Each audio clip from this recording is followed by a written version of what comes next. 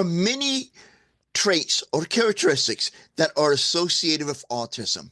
And by no means is this a complete or extensive list of autistic adults' traits. However, in this video, I'm going to share with you 7 traits that are often experienced by autistic adults and the reasons behind why we experience these traits or challenges in our lives. So let's get started.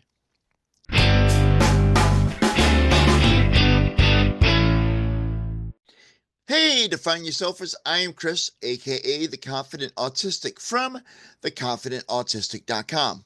I am an autistic adult, late diagnosed, a multi-certified life coach, and an advocate for autistic adults who is on a mission to empower you to embrace autism confidently. Now, there are several ways you can help support my mission, including liking, sharing, and commenting on this video. And of course, by subscribing to the channel. When you do subscribe, do not forget to ring the bell to be notified when new videos are posted and when I go live with my weekly Q&A session.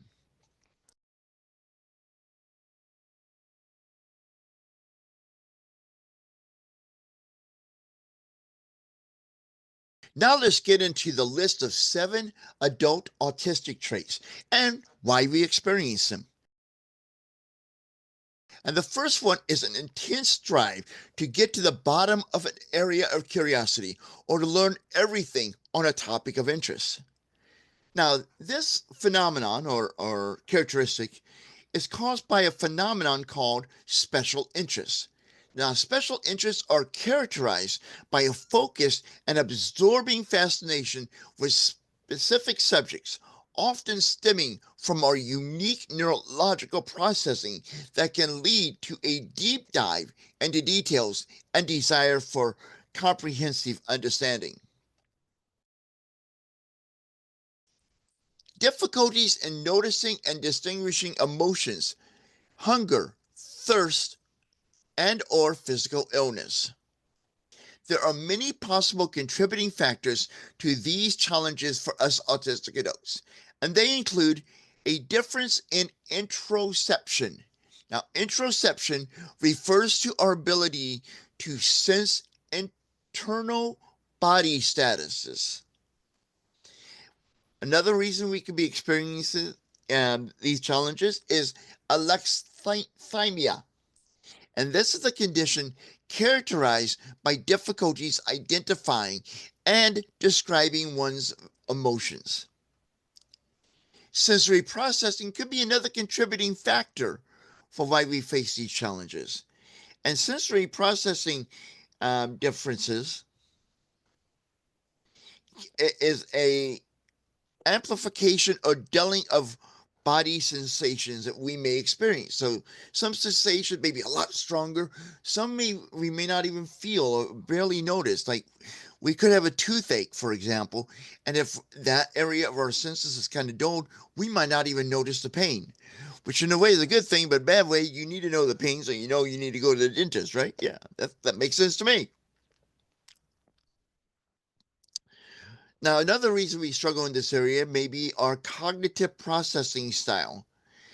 And that's because many of us on the spectrum process information in a detail-oriented and logical manner, which can lead to experiencing difficulties in recognizing subtle, abstract, or rapidly changing emotional or physical pain.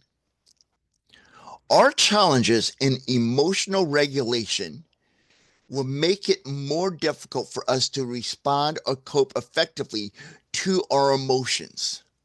Another contributing factor that causes these challenges in our life may be social developmental factors, which can lead to a decreased ability of understanding of how emotions and body statuses are experienced and expressed, and any co-occurring conditions could cause us these challenges in recognizing and identifying our emotions or pain or hunger or any other kind of sensory or bodily alert that we're getting internally. And these co-occurring conditions could include anxiety, depression, or GI issues, which can further blur the distinction between emotional and physical sensations. For example, anxiety may feel like a stomach pain or chest tightness, making it harder to pinpoint whether the sensory is emotional or physical. I mean, you have anxiety and you're having some chest pain you think is anxiety, and it very well could be, but it could also be a sign of a heart issue. I'm not trying to scare you to go to the doctor, but the point I'm trying to make here is we sometimes think, oh, that's this part, and this is common, I think, not only for autistics, but autistics as well. We think is one thing and we self diagnose, and sometimes we're wrong. Oh well, that's just my anxiety I have from autism. And little do you know, you may be having high blood pressure, and so don't need to panic and run to the doctor right away. But you do need to see regular checkups with your or attend or have regular checkups with your primary care physician to make sure everything is running fine in your body. An intense pleasure and or discomfort from sensory experiences, including auditory, touch, vision, etc. Now, this comes from the fact that autistic adults like us often experience intense pleasure or discomfort from sensory experiences due to differences in sensory processing, which is a core characteristic of autism.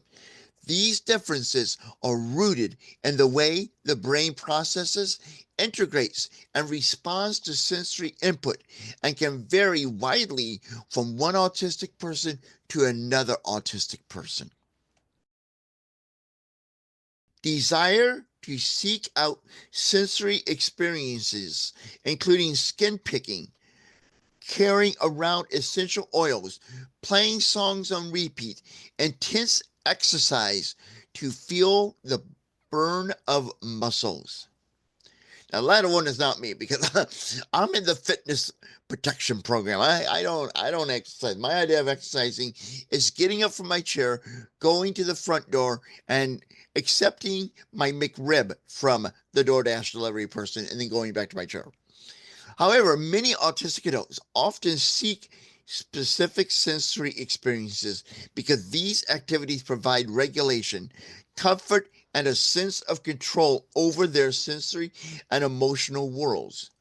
Behaviors such as skin picking, carrying essential oils, playing songs on repeat, or intense exercise are linked to the way our autistic brains process sensory input and manage emotional or physical states. Now, another thing is if we're doing this, if we're picking for skin, using oils at our discretion, playing songs on repeat, intense exercise, we're in control of those situations, and we can create a pattern, a routine. And I know from myself being on the spectrum, we crave routine, we crave predictability, we crave structure, and some of us to get that crave control of what's going on around us. I'll admit it, I'm one of these control freaks. I love having control over everything in my life so I can keep everything nice status quo. And when anyone interrupts my little world, my little control, I get really agitated. I don't know about you, but that what happens to me. Autistic adults often are exhausted by unstructured social group settings, but may be comfortable in a one on one social interaction. Now, before I get into explaining this or the logic of the science or the reasoning behind it, I am very uncomfortable, speaking of myself, in unstructured social group settings. If I go somewhere, I want to know everything's going to happen, how it's going to happen, what order is going to happen, and even down to the minute. And then I'm the type of person that if it's running long, I start doing the hurry up signal or find a runway and land it gesture. And we talked in this point that autistic adults can be exhausted by unstructured social group settings, but may be comfortable in one-on-one social situations. The key word there is may.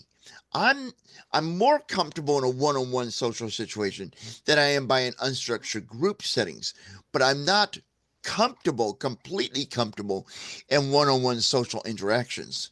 I love my wife. I've been married at the time of taping for 21 and a half years. We've known each other coming up on, well, 25 years ago at the time of taping, we first met each other, and we're just a few days away from our very first date. 25 years ago.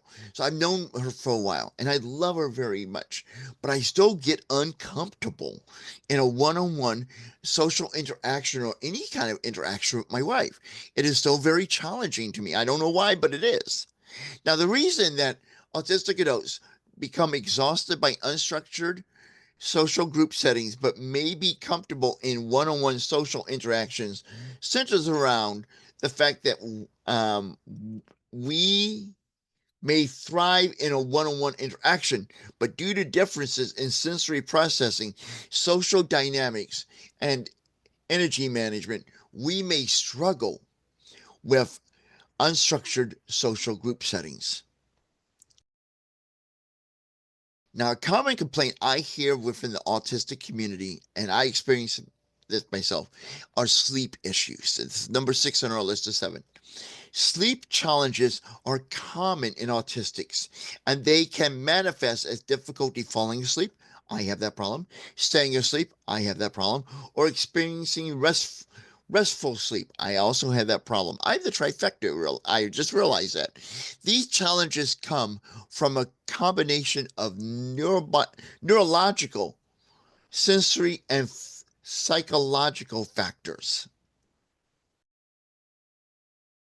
And finally, the 7th of trait that's common for autistic adults that we're going to dive into and explain why it happens today is this. Many autistic adults experience an underlying sense of unfamiliarity or need for preparation, even in situations that are routine, including prepping for happy hour conversations with familiar colleagues, studying locations, menus, etc. Now, this is caused because autistic adults often experience an underlying sense of unfamiliarity or a strong need for preparation, even in routine situations, due to differences in how our brains process information, anticipate events, and respond to uncertainty. I'm one of these people that I want to know every single detail. I discovered this about myself. I've been to events like award ceremonies, okay? Well, I'm just an audience member, and I feel pretty anxious. I don't know what's going to happen. I don't know what's going to go on the entire evening. Now, when I've been to an award event where I'm going to be receiving an award, I get a lot more prep to it. They will break down, okay, this is what's going to happen, then. So you watch for this cue, and then you'll come up on stage and all this other stuff. Now that really helps me relax, and I love that. It's thrilling to me. It does help. So now it's your turn. Did any of these resonate with you? What are your thoughts about this video? Do you have a suggestion for a topic for a future video? Please share that in the comments on this video or in our Facebook group, Autistic Adults Embracing Autism. I might not be able to respond to every single comment, but rest assured I do read each and every one of them, and I appreciate you taking the time to give me valuable feedback and to share your thoughts and your feelings in the comments on these videos.